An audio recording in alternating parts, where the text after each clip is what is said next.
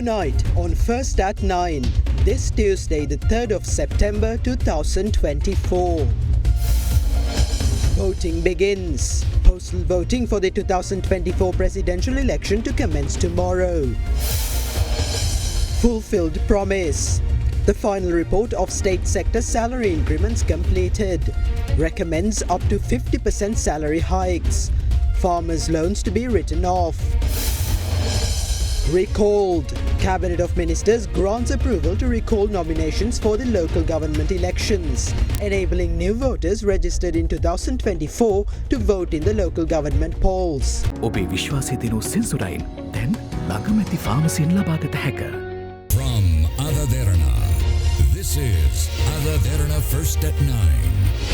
Live from Studio 24 in Colombo. Good evening and welcome to tonight's edition of Derana First at 9. I am Tarindu Mahendra, joining you live with the latest in Sri Lanka and from around the world. In your top story this evening, the government has decided to increase the salaries of public sector employees from January next year, following the recommendation from the Special Presidential Committee on Public Sector Wage Disparities. Accordingly, the base salary for public sector employees will be increased by a minimum of 24% for the lowest grade, with increases ranging from 24 to 50% for all other public sector professionals.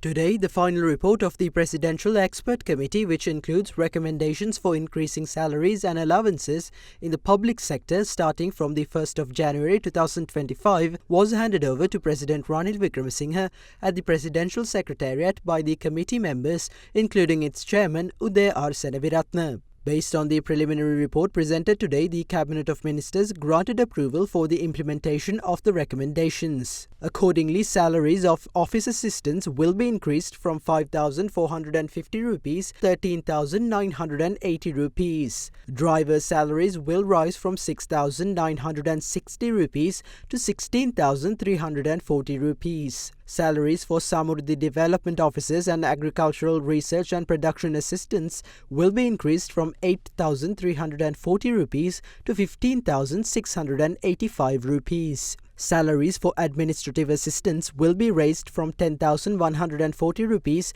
to 17,550 rupees. Development officers' salaries will be increased from 12,710 rupees to 25,150 rupees. Public health inspectors and family health workers will see their salaries rise from 12,885 rupees to 25,275 rupees. Salaries for radiologists and pharmacists will increase from 13,280 rupees to 25,720 rupees, while nursing officers will see their salaries rise from 13,725 rupees to 26,165 rupees. Principal salaries will be increased from 23,425 rupees to 39,595 rupees, and teachers' salaries will rise from 17,480 rupees to 38,020 rupees. Police officers' salaries will be increased from 10,740 rupees to 23,685 rupees. Gramanildari officers' salaries will rise from 11,340 rupees to 23,575 rupees. Administrative service positions, including assistant secretaries, assistant directors, accountants, assistant regional secretaries, and assistant commissioners, will see a salary increase of 28,885 rupees. Salaries for deputy directors and deputy commissioners will increase by 43,865 rupees. Salaries for regional secretaries, directors, commissioners, and senior assistant secretaries will be increased by 57,545 rupees. Salaries for medical officers will rise from 35,560 rupees to 53,075 rupees. Additionally, the committee has recommended doubling all salary increments for public sector employees within a year. Starting from the 1st of January 2025, salaries will also be increased in state institutions, statutory boards, universities, and the three armed forces in the same manner. Additionally, taking into account requests from several farmer organizations, the government has decided to immediately write off all agricultural loans to provide financial relief and strengthen farmers. Horizon Campus 2024 Intake 2. Register now. Crunchy goodness for hunger on the go. President Ranil Wickremesinghe highlighted that with the recently approved increases in public service salaries, he has fulfilled another of his promises to the Sri Lankan people. Addressing an election rally in Palmadulla, President Wickremesinghe emphasized that it was his government's structured development program that guided Sri Lanka to achieve its current state of stability.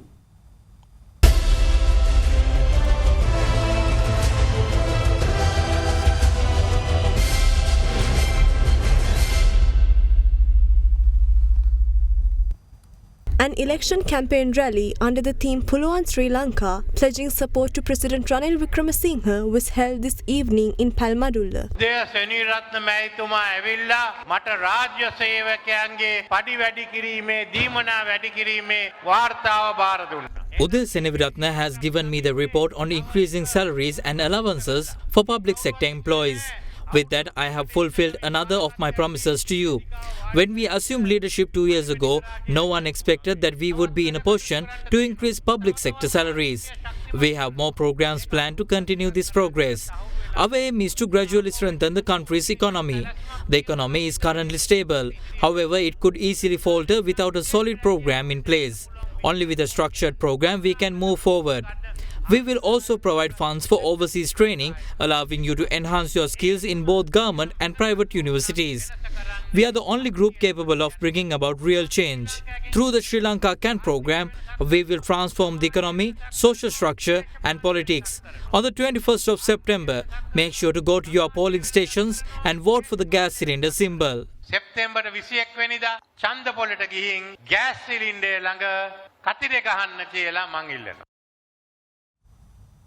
Meanwhile, Samagi Jana Balawega-led alliance's presidential candidate, opposition leader Sajith Premadasa, vows to grant public servants more substantial salary increments compared to those promised by the current administration if elected to the office of president. Addressing a rally in Vaunia today, Premadasa went on to say that if elected to office, he will ensure that Sri Lanka's public service will be a strong, modernized sector supported by technology.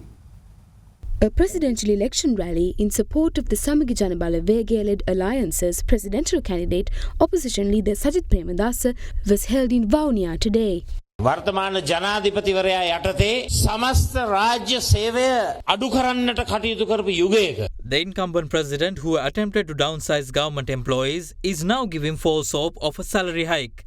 We will increase the salaries of all government employees by 24% under our administration. Additionally, we will raise the cost of living allowance from 18,700 rupees to 25,000 rupees. The minimum wage for government employees will be increased to 57,500 rupees. We will also revise the current tax formula, reducing rate from 1% to 24%, thereby strengthening the middle class and public servants. I would particularly like to remind the 700,000 public service workers who are voting for postal ballot to lend us your support in this election. We will work to increase your wages starting next January. Moreover, we will recommence the promotions for police officers that were previously halted. We will introduce the one rank, one pension concept for the armed forces.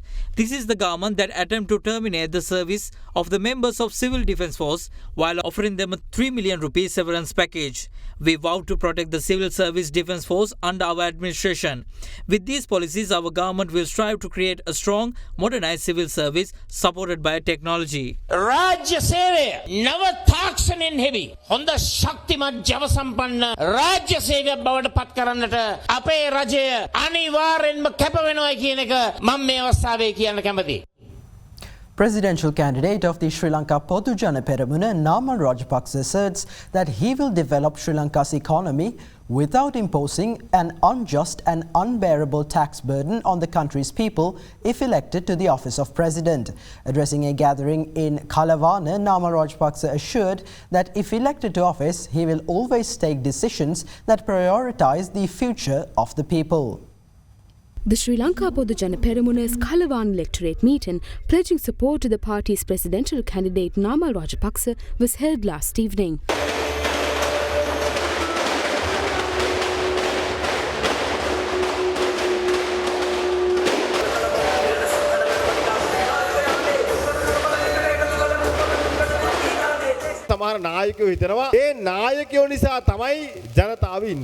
Certain leaders are of the view that the public depends on them. However, in reality, it is politicians who are dependent on the public. It is imperative that every leader keeps this in mind. We aim to economically strengthen the people of this country. If we are to get rid of queues, we must integrate technology into government services. Recently, there was an issue concerning passports which caused people to be stuck in long queues. Both police and media intervened to resolve this matter.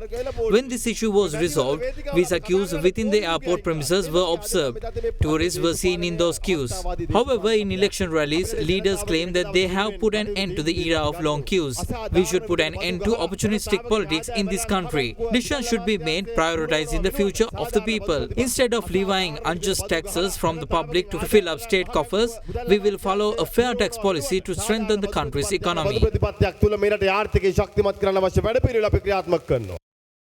Now, presidential candidate of the National People's Power, Anurukumara Dissanayake, raised concerns about the government's abrupt decision to increase public sector salaries, citing that the government had previously stated that granting more salary increments would be a threat to Sri Lanka's delicate economic stability. Addressing an election rally in Alpitiya, Dissanayake assured that an NPP government would implement a gradual economic development program that will provide realistic relief packages to the Sri Lankan people if elected to office.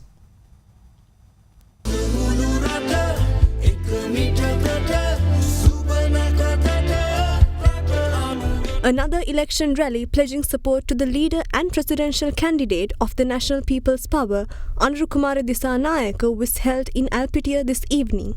මීට මාසයකට එකහමාරකට කලින් මේ රටේ රාජ්‍ය සේවකයන් විශාල උද්ඝෝෂණයක යෙදුණා ජීවත් වෙන්න ප්‍රමාණවත් වැටුපක් ලැබෙන්නේ නැහැ වැටුප ලබා දෙන්න කියලා. ඒතර මොකද කිව්වා රනිල් වික්‍රමසිංහ සතයක් වැඩි කරන්න බෑ වැඩි කරොත් කඩා වැටෙනවා කිව්වා. About a month ago, public servants protested, demanding a salary hike. At that time, Ranil Wickremesinghe stated that such a raise couldn't be granted as it could be a risk to economic stability. However, he is now promising a 25,000 rupee allowance and a 25% salary increase starting January. He is making these promises because he knows he is losing support. In a recent cabinet decision, he has announced that all agricultural loans will be forgiven. Such promises may lead the public to expect elections every year. These are all empty promises.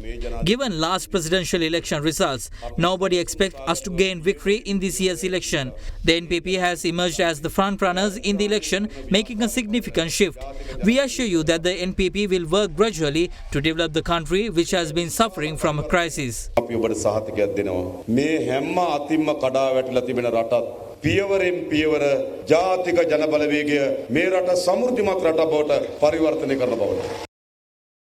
Sarva Janabale presidential candidate Dilip Jayavira is of the view that the efficiency of Sri Lanka's public service cannot be increased without cultivating an entrepreneurial mindset within the public sector. Addressing a discussion, Jayavira emphasized that salary increments should be granted based on the efficiency and performance of individual employees. Representatives of the Management Service Officers Union met with Sarva Janabale presidential candidate Dilip Jayavira at the Sarva Janabale headquarters in Colombo today. We studied the overall government service prior to formulating our strategic plan. It is crucial to cultivate an entrepreneurial mindset in public servants and change the perception of the public service board internally and externally. All other resolutions are temporary and are mere illusions. Employees must be promoted based on performance and efficiency. If not, the government service sector will stagnate. Some of the officers have not received the salary increments for over 10 years. In such a backdrop, do you think some of the officers officers will dedicate themselves to their service. It is crucial to initiate the concept of smart governance. The illicit economy is almost threefold compared to legitimate economy. This is why it is impossible to provide salary increments. There is a vast illicit economy functioning through political parties. I have the capability of carrying out an illicit business through the Maubima Janata Party that will be more profitable compared to all my other businesses. Such illicit businesses are exempted from taxes, EPF and ETF. Regardless of who will come into power, out of the three main candidates, this illicit system will not be changed. දැන් තැපැල් ඡන්දේ ඉතාමත් ආසන්නයේ තියෙන්නේ. අපි දකිනවා සමහරක් වෘත්තීය සමිති මෙහෙවන කණ්ඩායම් කියනවා ඒගොල්ලන්ට තමයි තැපැල් ඡන්දේ වැඩිම හම්බ වෙන්නේ කියලා. කිසිම රැල්ලකට මේ උතුර දකුණ හොයාගන්න බැරි වුණා කියලා Voting in an uniform manner might lead to a major issue. However, I must also say that none of the main candidates have provided solutions to existing concerns. All surveys conducted so far shows that at least 40% of voters claim that they are not sure of whom they should vote for. The candidate who obtained 28% to 29% of votes will become president. Place your vote in front of the star sign. ඉතින් තියනවා තරුව ගහන්න කතිරේ. Meanwhile, the Baturumula Election Operations Office of the Sarvajana Balaya was declared open under the patronage of the Sarvajana Balaya presidential candidate Dilip Jayavira. හෙට තැපැල් ඡන්දයේ ආරම්භ වීමට නියමිත නිසා මම විශේෂ සඳහනක් කළ යුතුයි. පොරොන්දු ගොඩක් I must specially make a statement to government workers who were issued numerous promises ahead of voting. We have presented you with the change that you expected. A group of war veterans is set to cast their votes starting tomorrow. Be mindful about not casting your vote for a political camp that is a threat to national security. If you cast your votes for those who attempted to sabotage the war effort or attempted to divide Sri Lanka's north and south, you will be labelled as a traitor to the country.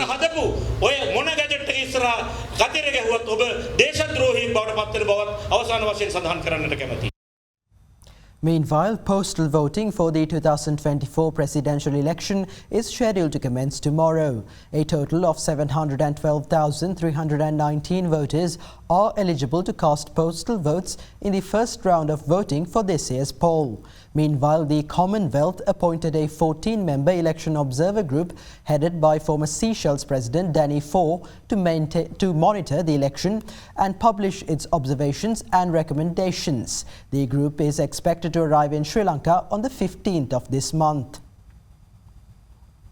Postal voting for the 2024 presidential election will commence tomorrow. 712,319 voters are eligible to cast postal votes for this year's presidential poll. Officials of district secretariats and election officers and police officers will be able to mark their postal ballots tomorrow. The 5th and 6th of September have been allocated for employees of other government institutions and state schools and members of other security forces to mark their postal ballots. Meanwhile, the 11th and 12th of September have been allocated as additional dates for postal voters who were unable to cast their votes on the initial dates. Such voters can cast their votes at the district election office of the district in which their workplace is located. Proof of identity is mandatory when casting postal votes, and valid national identity cards, valid driving licenses, valid passports and temporary identity cards issued by the Election Commission can be used for the purpose. The Election Commission stated that if an official identity card is being used as proof of identity, such voters' identities must be verified by officials appointed by returning officers to supervise the postal voting process. Concurrently, the Postal Department today commenced the delivery of official polling cards for the 2024 presidential election. Polling cards will be delivered to the residences of registered voters until the 14th of September, and Sunday the 8th of September has been designated as a special day for delivering official polling cards. Meanwhile, the Commonwealth has appointed a 14-member election observer group led by former President of Seychelles, Danny Fore, to observe the presidential election. The group will arrive in Sri Lanka on the 15th of September and remain until the 27th. They will be supported by a 7-member staff team from the Commonwealth Secretariat. Following the conclusion of the mission, the observer group will submit a report containing its observations and recommendations to the Commonwealth Secretary-General, which will subsequently be made public and shared with the Government of Sri Lanka, the Election Commission, political parties and Commonwealth member governments.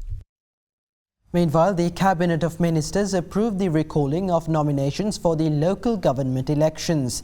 The decision was taken to allow newly registered voters from 2024 to be added to the electoral register, enabling them to vote in the local government polls. And with that, here are some other Cabinet decisions taken during the week. During the meeting of the Cabinet of Ministers, approval was granted to sign a government-level convention with Austria concerning the prevention of double taxation, the avoidance of tax evasion and public finance issues related to income and capital. The agreement has been drafted and signed at the official level after discussions with the tax authorities of both countries. In another decision, approval was granted to train 7,500 teachers selected from schools across all provinces in the STEAM fields, including information technology, biotechnology, engineering technology and mathematics. The training will be conducted in 3 stages by the Skills College of Technology. The Cabinet of Ministers also approved the implementation of a charter concerning the estate community of Sri Lanka. The Charter aims to fully integrate the estate community into the broader socio-economic structure. Implementation of this charter is expected to address ongoing challenges faced by the estate community and contribute to building a more equitable society within Sri Lanka. Meanwhile, the Cabinet approved the awarding of contracts to supply fuel to Sri Lankan Airlines aircraft at the Frankfurt, Incheon, Melbourne and Sydney airports based on the recommendations of the Technical Evaluation and Standing Procurement Committees. Vitol Aviation will be awarded the contract for Frankfurt, Melbourne and Sydney, while World Fuel Services Trading DMCC will be awarded the contract to supply fuel at Incheon. Additionally, approval was given to award contracts for the development of grid substation projects with a total capacity of 165 megawatts at 17 locations to 4 companies. Based on the recommendations of the Negotiating Consensus Committee, Haley's Fentons Limited, Energynet Limited, Solarford Siembalandu Limited and Global Consumer Brands Limited have been awarded contracts to construct 31 power plants with capacities of 5, 3 and 2 megawatts. Furthermore, following the Attorney General's clearance of the draft Burial and Cremation Rights Bill, the Cabinet of Ministers approved the publication of the bill in the Government Gazette and its submission to Parliament for approval. The Cabinet of Ministers approved recalling nominations for the local government elections to ensure that over 900,000 newly registered voters from 2024 who were added to the electoral list but may be deprived of their voting rights due to delays can participate in the electoral process. Only voters registered by January 2023 are currently eligible to vote in the local government election, as nominations had already been finalised by that time. To address this, the Cabinet decided to withdraw the previous nominations for the 2023 local government elections and instructed the legal draftsman to create a draft bill with special provisions to grant the Election Commission the authority to call new nominations.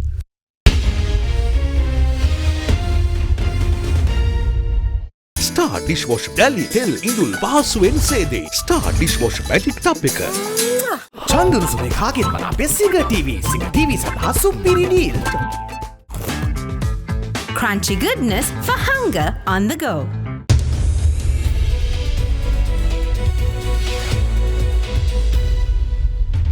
Welcome back.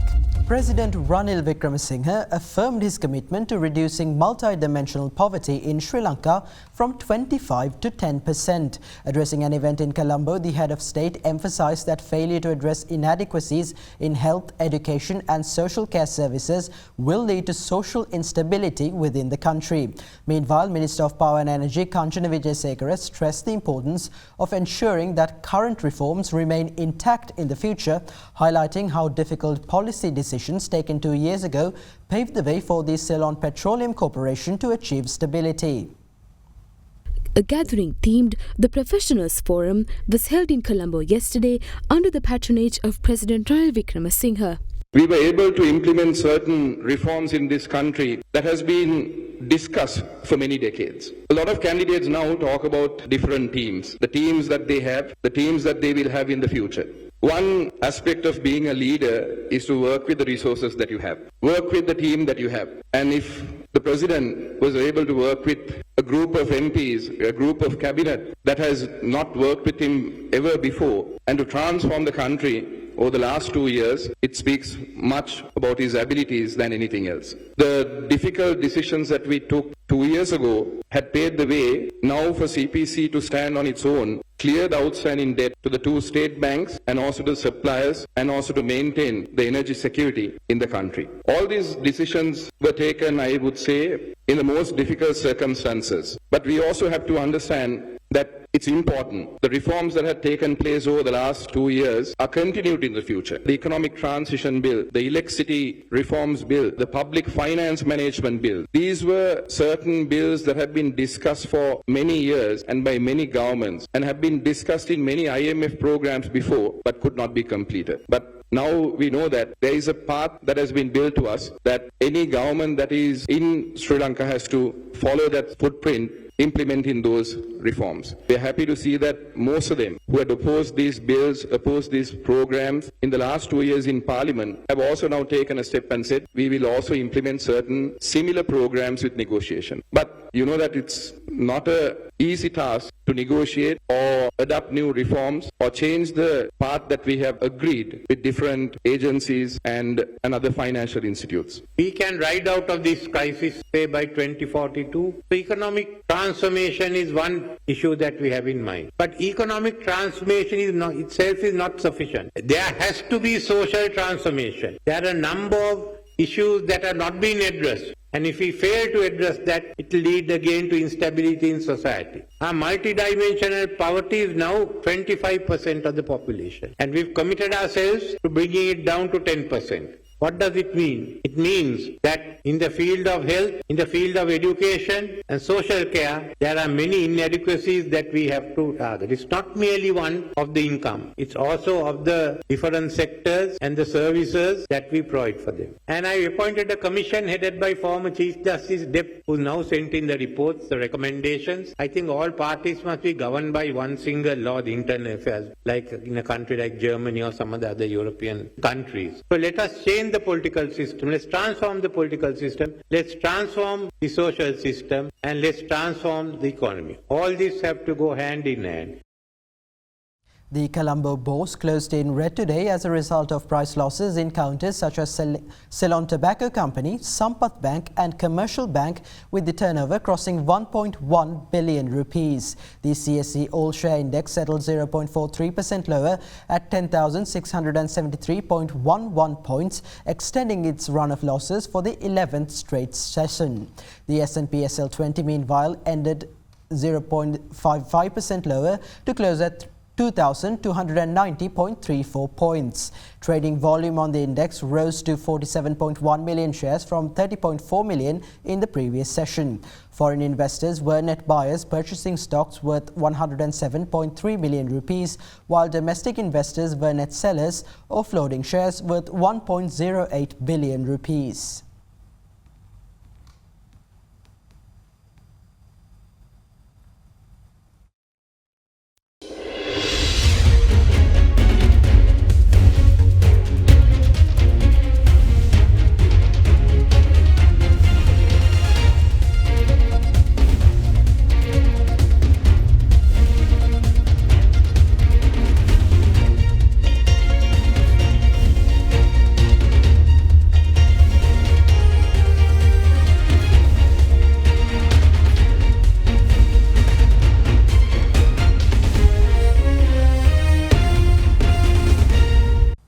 And that's all the news for today. Thank you for joining and have a good night.